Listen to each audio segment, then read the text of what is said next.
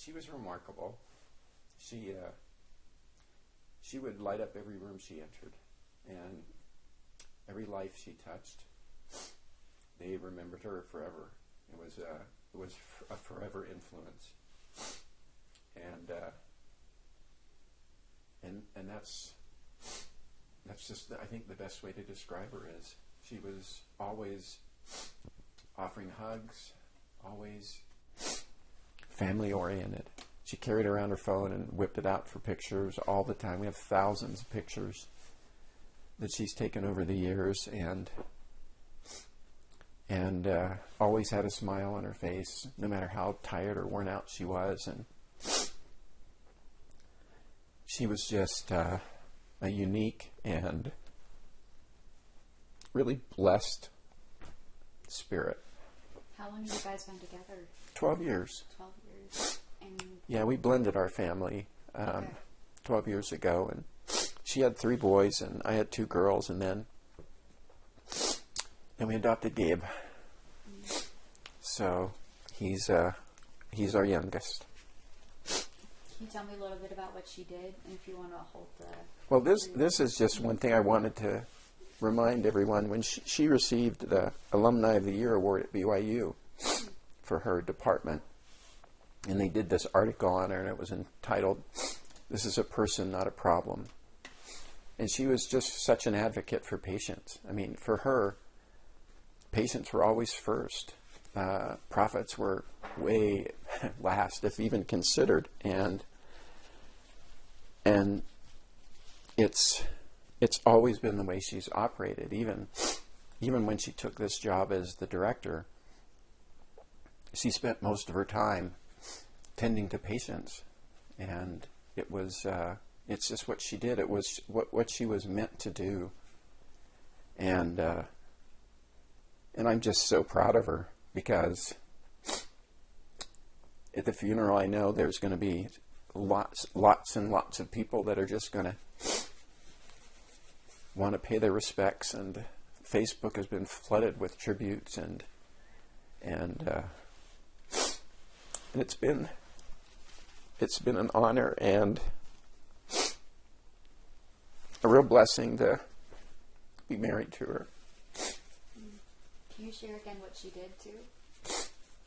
You mean what she did? Or for work, what she did. Oh, she was the Director of Rehabilitation recently at Draper Rehabilitation. Before that, she was at Pointe Meadows, and she was the Director of Speech and Language Pathology. And but she did more than that. I mean, every accreditation she could get, she would go for, from fees to swallowing to everything, and she did it with passion. She just did it because she knew it would help someone if she knew what she was doing. And when she went to Draper, they hadn't adopted fees yet, and when she got there, they immediately were able to purchase a machine, and so she was able to start that along with everything else she was working on. Wow. And was she on a work trip when the accident happened? Yeah, they had an off-site, actually they were celebrating some milestones that they had achieved, and so they went up to Daniel Summit, and in the morning full of meetings, and then in the afternoon she had a massage, and then jumped on a snowmobile, and so... Was it near Stroud? Where was it in Daniel Summit? I don't know. It was... Okay. They went up to wherever the snowmobiles go. She sent a video of it, and to show them all driving around, and it was at the end when they were all coming down off the mountain to end the day, and she just said, "Everyone go ahead of me because I'm too slow."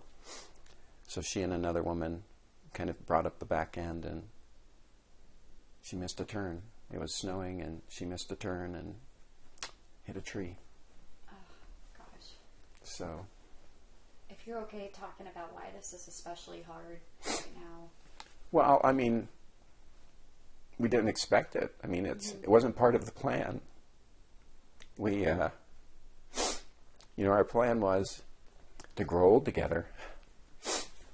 I mean, I'll keep getting treatments for my cancer. But this wasn't part of the plan. And now it's different.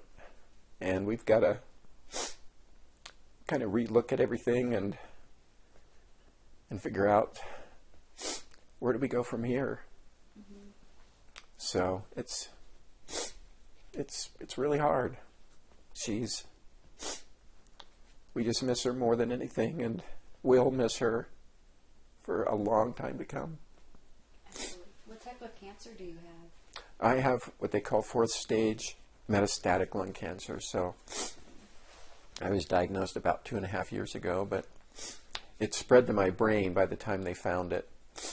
So they had to treat the 2 tumors in my head, and those were successful, except I got treatment effect on the one in the front. So last December, not this past December, but a year ago, December, they had to go in and pull all of the dead tissue out to keep it from swelling more. Okay. So that fixed everything, and so we thought, great, that was our last step. Now we just have to move forward, and then this. So, and it was the day after her birthday too. Oh, geez. Yeah. Is there anything you want to tell people or say? It's for Sarah, everything was about family.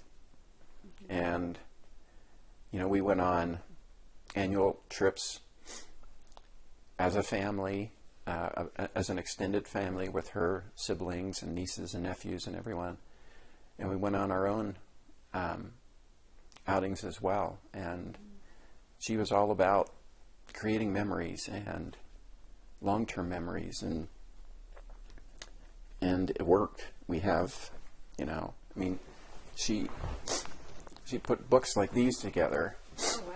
Like when, we gave to the temple, she put these books together, and it's what he's been looking at ever since she passed. And so that was Sarah. And, she still is in touch on Facebook and other social media with patients she had 6-7 years ago. Wow. And they still love her, they still admire her, and they're her friends. And she considered every patient a friend. And so whether you're a patient, a colleague, or a family member, she focused all of her attention on you. And that's the thing I think to most remember about Sarah.